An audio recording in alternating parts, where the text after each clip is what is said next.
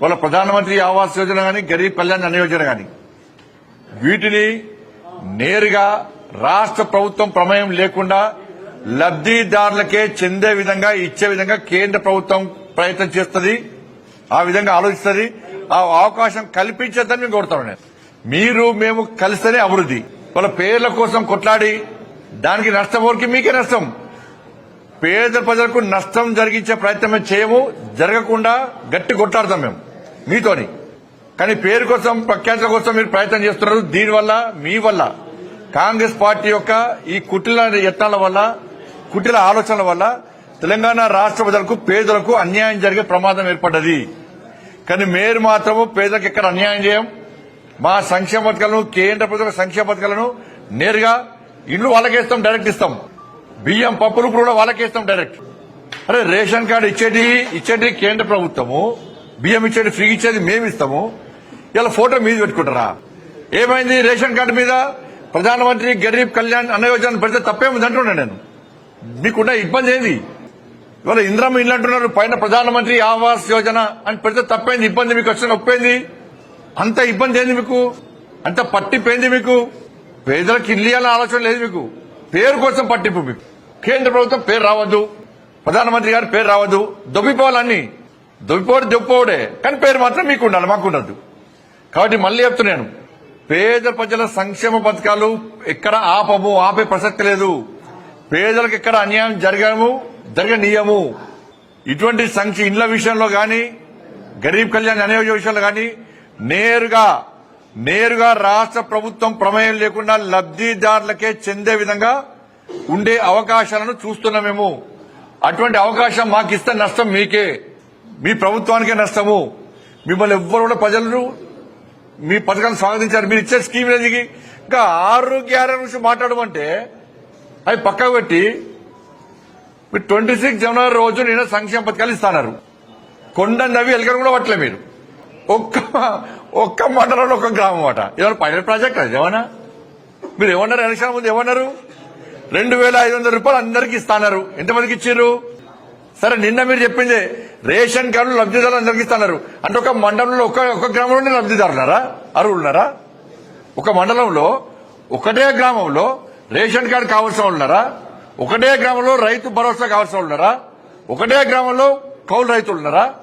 ఇది ఇక్కడ పద్ధతి అంటే ఆ మండలంలో మిగతా గ్రామాలందరూ ప్రజలు ఓట్లేదు మీకు, ఒకటే గ్రామంలో ఓట్లు ఇచ్చినా మీకు?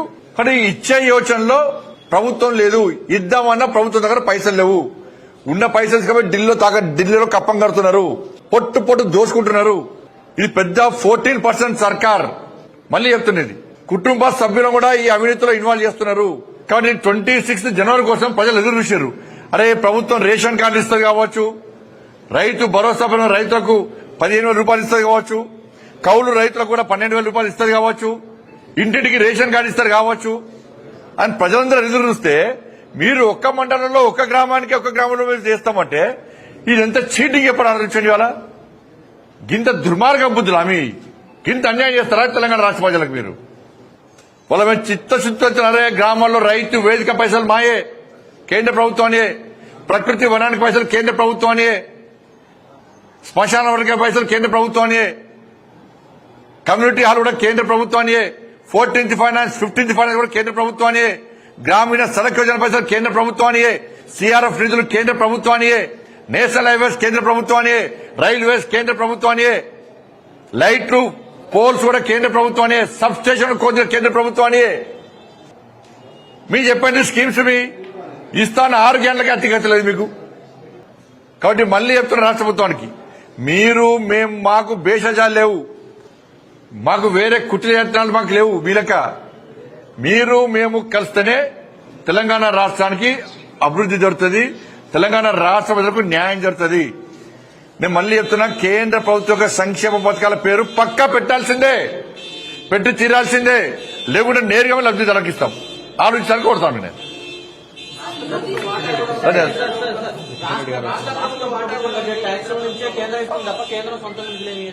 రాష్ట్ర ప్రభుత్వం జేబులోకి ఇస్తుందా? ముఖ్యమంత్రి జేబులోకి ఇస్తుందా? అరే మరి రాష్ట్ర ప్రభుత్వం ప్రజాస్వామ్యం కాకుండా ఇంకొన్ని సమస్యస్తుందా? అరే పన్నులు ఇక్కడ కూడా కడుతున్నా ప్రజలు, ఎక్కడైనా పన్నులే. కాబట్టి అంటే ముద్దించుకు ఇస్తారా పైసలు? ఎందుకు ఇస్తలేదు రాష్ట్ర అంటే కేంద్రం ఇష్టమానికి రాష్ట్ర ప్రభుత్వం ఎందుకు గ్యారెంటీ అమలు చేస్తలేదు? ఇంత పన్నులు కడుతున్నాము, ఇస్తాను హామీలు ఎందుకు నెరవేర్చలేదు రాష్ట్ర ప్రభుత్వం? 6 గ్యారెంటీ ఎవరి జాగ్రత్త ఎందుకు ఇస్తలేదు? రాష్ట్ర ప్రభుత్వానికి వేరే దేశానికి పైసలు వస్తున్నాయి, ఏమన్నా పాకిస్తాన్ బంగ్లాదేశ్ పైసలు వస్తున్నాయా? వాళ్ళు ట్యాక్సీ కడుతురా?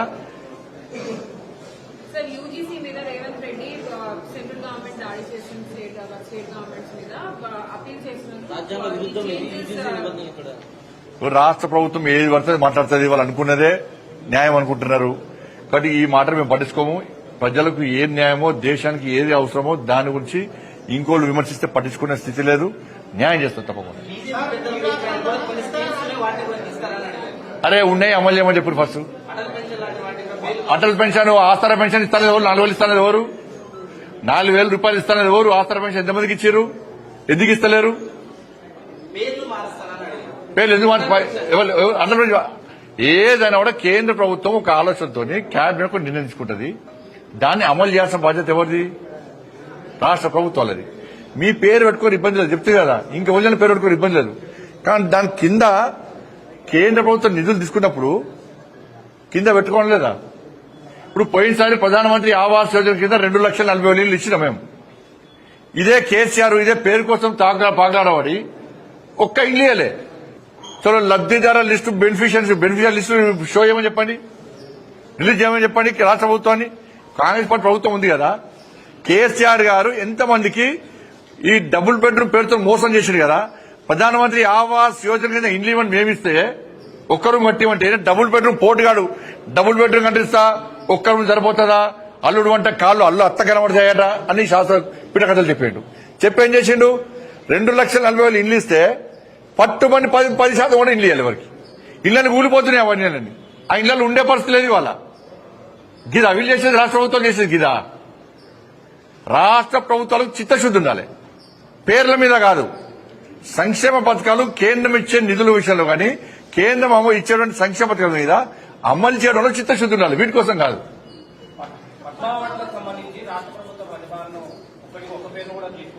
రాష్ట్ర ప్రభుత్వం ప్రతిపాదనలు పంపే సమయంలో ఎవరి పేరు పంపాలో వాళ్ళ పేరు పంపాలి. కేంద్రం ఆలోచిస్తుంది. మీరు పంపిన పేర్లను ఇస్తారా? ఇది అన్ని ఆలోచిస్తారు. పంపేటప్పుడు కూడా జాగ్రత్తగా పంపాలి, మంచి వ్యక్తుల పేరు పంపాలి. వీళ్ళు మంచి వ్యక్తులు కాదంటలే, నేను పద్మశ్రీ అవార్డు వచ్చేటువంటి స్థాయి వ్యక్తులను పంపాలి. పంపితే ఇస్తారు.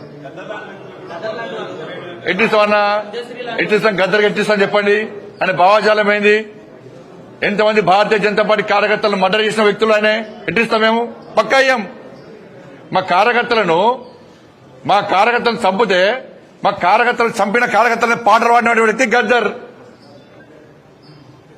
అనేక మంది పోలీసులను ఎన్కౌంటర్ చేసిన విషయంలో గద్దర్. ఎట్లిస్తాం? మీరు వంతం ఇస్తామేంటి అవార్డ్స్?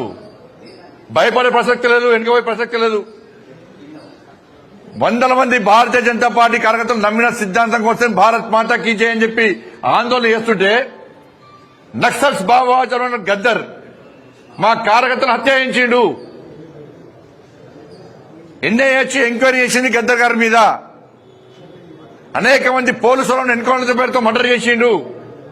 అటువంటి వ్యక్తిని ఏ విధంగా పంపుతారు ఇవాళ? ఇది ఈ రాష్ట్రము మరి పోయినసారి వచ్చినాయి, ఇప్పుడు కూడా వచ్చింది తెలంగాణకు. అప్పుడు ఏమన్నారు మరి? అప్పుడు ఈ రాష్ట్రము ఆ రాష్ట్రము, ఈ ప్రాంతము ఆ ప్రాంతం అని చెప్పి ఎటువంటి ఆలోచన ఉండదు. ఈ రాష్ట్రానికి ఇవ్వాలి, ఈ రాష్ట్రానికి ఇద్దని ఎక్కడ ఉండదు. ఇవన్నీ మళ్ళీ తెలంగాణ సెంటిమెంట్ ను మీరు రగిలిసిన తెలంగాణ ప్రజలు అన్ని తెలుసు. ఎవరు తెలంగాణ సెంటిమెంట్ తో లాభపడ్డారు, ఎవరు అమాయకులు బలైపోయారు, ఇవాళ ఎవరు లాభపడ్డారు, ఇలా ఎవరి వల్ల తెలంగాణ రాష్ట్రం అభివృద్ధి చెందుతున్నది, ఎవరు నిజమైన తెలంగాణ కోసం ఇవాళ బిల్లును ప్రవేశపెడితే సపోర్ట్ చేశారు, ఎవరి సపోర్ట్, ఏ పార్టీ సపోర్ట్ వల్ల తెలంగాణ రాష్ట్రం వచ్చింది, అన్ని తెలంగాణ ప్రజలు తెలుసు. కాబట్టే ఇవాళ నరేంద్ర మోడీ గారి ప్రభుత్వానికి భారతీయ జనతా పార్టీ తెలంగాణ ప్రజలు మద్దతిస్తారు.